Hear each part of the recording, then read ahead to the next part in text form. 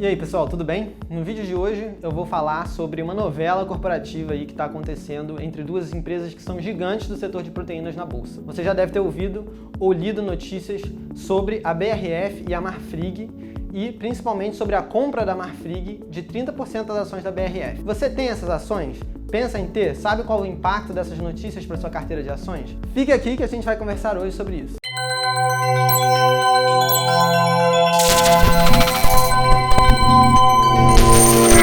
Oi, eu sou o Sérgio Berrueza aqui da Ativa. Eu cubro o setor de proteínas e antes da gente entrar nessa novela aí, por favor, se inscreva no canal, dê o seu like, ative as notificações para você receber todos os nossos vídeos. Antes da gente começar a falar exatamente sobre o que está acontecendo entre essas duas empresas, é interessante dar uma olhada num panorama geral sobre cada uma delas. Primeiro, falando sobre a Marfrig, ela é uma das maiores empresas do mundo de proteínas e inclusive é a líder na produção de carne de hambúrguer. Aqui na América do Sul, ela opera no Brasil, no Uruguai, na Argentina e agora ela está começando as operações no Paraguai também. Ela é uma das maiores empresas do setor e o maior destaque dela é que ela é dona da National Beef, que é uma das maiores produtoras de carne bovina nos Estados Unidos. Atualmente, ela está passando por um ciclo muito bom nos Estados Unidos, primeiro porque o real está muito desvalorizado em relação ao dólar e segundo, porque o ciclo bovino está muito positivo lá nos Estados Unidos. Esses dois fatores vêm criando uma geração de caixa extraordinária na Marfrig, que permitiu que ela baixasse a sua alavancagem para menos de 2 vezes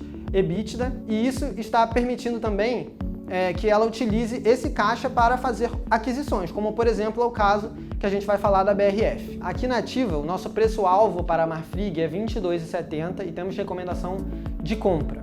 Vale dizer que a National Beef é responsável por 70% das receitas da Marfrig. Isso significa que o maior risco dela é o dólar. Caso o dólar venha a se desvalorizar em relação ao real, isso pode ser um risco para a Marfrig. Vale lembrar que as ações da Marfrig esse ano já acumulam alta de aproximadamente 30% aí desde o início do ano, muito em função dessa performance positiva que as operações americanas dela estão permitindo. E agora, vamos entrar na BRF. A BRF é uma das maiores empresas do mundo de aves e suínos. Ela exporta aves e suínos para vários países do mundo, produtos in natura, e ela também é dona de duas grandes marcas aí no Brasil de processados que tem quase 40% de participação no mercado brasileiro, que são a Sadia e a Perdigão. Você deve conhecer essas marcas, essas duas marcas são parte da BRF. A BRF é uma empresa que tem um plano de expansão para 2030 com metas muito agressivas. Ela tem alguns pilares de crescimento e ela se compromete a bater algumas dessas metas com um nível de alavancagem que não ultrapasse 3 vezes EBITDA. Esse é um problema, porque a alavancagem da empresa atualmente está encostando, está lá em 2,98 vezes, está encostando já no topo da meta dela. Caso ela ultrapasse essa meta, ela passa a ficar um pouco mais complicada do ponto de vista financeiro. A empresa vem se comprometendo a financiar o seu projeto de expansão com base no que ela consegue gerar de caixa pelas suas próprias operações. Só que a BRF, ao contrário das empresas de setor bovino, que tem como principal fator de custo o preço do boi, a BRF tem como principal custo o preço dos grãos que ela usa para alimentar as aves. Se você tem acompanhado o mercado de commodities, você deve saber que o preço dos grãos, da soja e do milho estão em patamares muito altos nesse período, nesse ano, desde o final do ano passado. Isso significa um risco grande para a empresa, significa que a empresa tem uma probabilidade de continuar com essas margens um pouco mais baixas, mais pressionadas e tenha que fazer como ela tem feito, que é ajustar a margem dela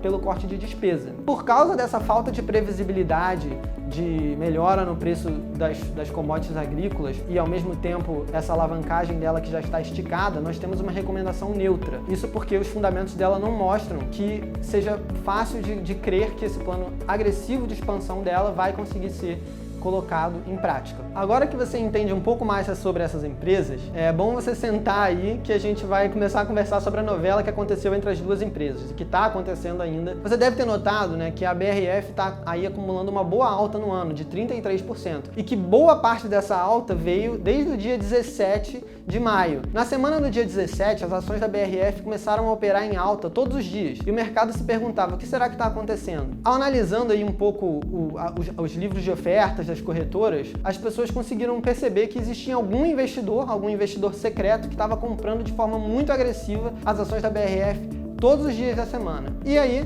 na sexta-feira, a Marfrig soltou um fato relevante dizendo que ela tinha comprado 24% aproximadamente de todo o capital social da BRF e que essas compras aconteceram durante toda aquela semana. Então, no final da semana, ficou revelado que o investidor secreto que comprava agressivamente as ações da BRF era a própria Marfrig, né? Isso foi feito assim de forma muito rápida e, para você ter uma noção, o investimento foi de aproximadamente $1 bilhão que a Marfrig usou durante essa semana para comprar as ações da BRF. Antes da aquisição pela Marfrig dessas ações, a BRF tinha um capital bastante pulverizado. Os maiores acionistas dela eram fundos de pensão que tinham aí 9% do capital cada um deles, e eles eram os maiores acionistas. E aí a Marfrig, em questão de uma semana, comprou aí praticamente 1/4 da empresa. E para não ficar só por aí, na semana seguinte ela acelerou as compras e atingiu 31% do capital, chegando muito próximo daquele ponto de 33,33% que ativa uma medida chamada Poison Pill em inglês, que é a pílula do veneno. A pílula do veneno, se você não conhece, é uma cláusula que tem no estatuto da BRF que diz que qualquer acionista que atingir 33,33% do capital da empresa é obrigado a fazer uma oferta pública de aquisição para todos os outros acionistas da empresa e fechar o capital da empresa, né? Comprar todas as ações da empresa em circulação. Para você ter uma ideia assim de dimensões aí, a BRF,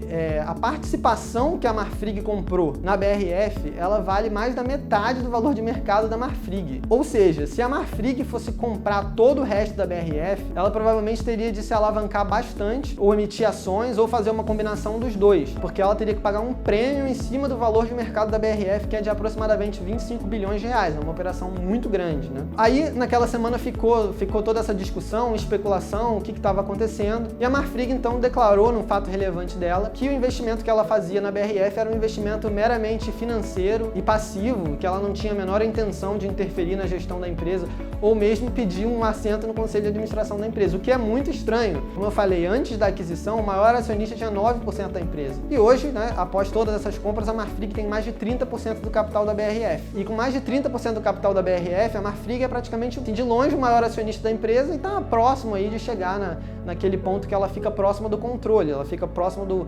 objetivo que ela tem que fazer uma oferta para todo mundo. Então a nossa visão, e acho que a visão de muita gente do mercado, é que isso não vai ficar por aí, né? Nós temos uma assembleia, né? A BRF tem uma Assembleia Geral de Acionistas lá para abril de 2022, e que provavelmente chegando próximo daquilo, a gente vai ver algum desenvolvimento que tenha a ver com isso aí. Provavelmente a Marfrig vai se pronunciar de forma mais contundente, vai pedir um conselho de administração, ou mesmo, o que muita gente aposta, fazer uma proposta de uma fusão entre as duas empresas. Em 2019 isso já aconteceu, houve uma oferta, uma proposta de fusão da Marfrig com a BRF, combinando então todas as marcas da Marfrig, o setor de aves e suínos da BRF com o setor de bovinos da Marfrig, juntos iam formar uma empresa bastante grande. E aí, assim, lá em 2019 acabou não indo para frente, o conselho da BRF acabou não aprovando essa fusão, mas desde então fica aí no mercado essa especulação de que possa acontecer, e com essa aquisição recente da Marfrig tende a acontecer isso. Mas você tá achando que tá enrolada a situação agora? Você ainda não viu a situação inteira, porque no início da semana começaram especulações de que a JBS estaria trabalhando junto com o assessor financeiro, o Banco BTG Pactual, para comprar todas as ações da BRF que estão em mercado hoje, inclusive as da Marfrig, ou seja, fazer uma oferta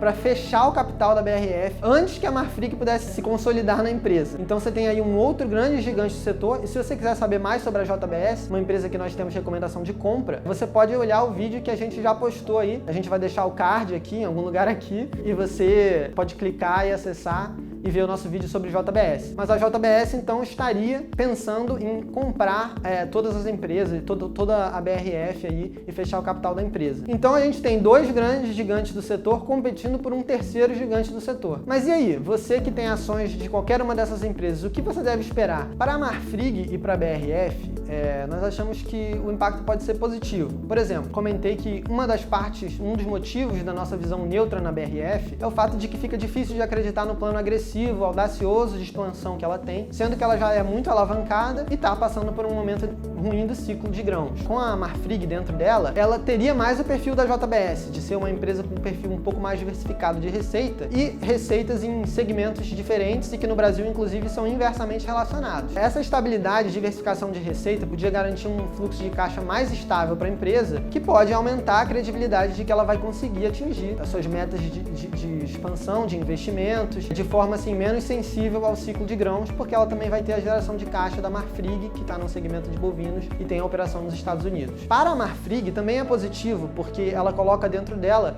duas grandes marcas aí internas de processados, que são a Sadia e a Perdigão. Isso faz com que ela possa fazer frente à JBS, que é a dona da Seara. E além disso, adiciona todo o business de exportação de frangos, de suínos, que é uma área que não é o forte da Marfrig atualmente. Com isso, ela poderia melhorar assim, também o perfil dela e se transformar numa empresa assim, com um perfil mais semelhante ao da JBS. Essa fusão pode ter como risco também o fato de que a Marfrig provavelmente deve ter de se alavancar para fazer essa aquisição, se ela fizer, para fechar o capital. E isso, é claro, vai deixar a empresa numa situação um pouco mais complexa do ponto de vista financeiro e mais sensível a um ciclo de curto prazo. Caso, por exemplo, o ciclo bovino, tanto nos Estados Unidos quanto no Brasil, fique ruim, né? No Brasil ele já não está tão bem, mas nos Estados Unidos ele está bem, e caso esse ciclo vire no curto prazo, para uma empresa que está muito alavancada, pode ter um impacto significativo, né? E também, assim, a integração entre as duas empresas, ela vai ficar basicamente na área mais de marketing, na área mais administrativa, porque as plantas têm que continuar provavelmente separadas, porque todo o processo de bovinos é diferente do processo de suínos e aves, então provavelmente a parte operacional mesmo das empresas, caso elas fizessem uma fusão, teria de continuar separado. Já para a JBS, a gente tem uma visão de que dificilmente a JBS conseguiria ter o CAD aprovando essa operação, porque a JBS já é dona da Seara. Só a Sadia e Perdigão juntos já tem 40% de participação do mercado. Se você colocar a Sadia, Perdigão e Seara dentro da mesma empresa, ela vai ter um poder de mercado muito grande, e a gente já viu que o CAD criou problema para outras aquisições recentes, e eu acho que essa não seria diferente. Por motivos competitivos, é pouco provável que o CAD aprovasse a operação da JBS sem condicionalidades grandes, como, por exemplo, obrigar que a JBS vendesse uma das empresas ou algo assim, o que na nossa visão não faz muito sentido, porque, inclusive, a JBS vem investindo bastante na Seara e a Seara está ganhando market share no Brasil, então a Seara está indo bem e a JBS tem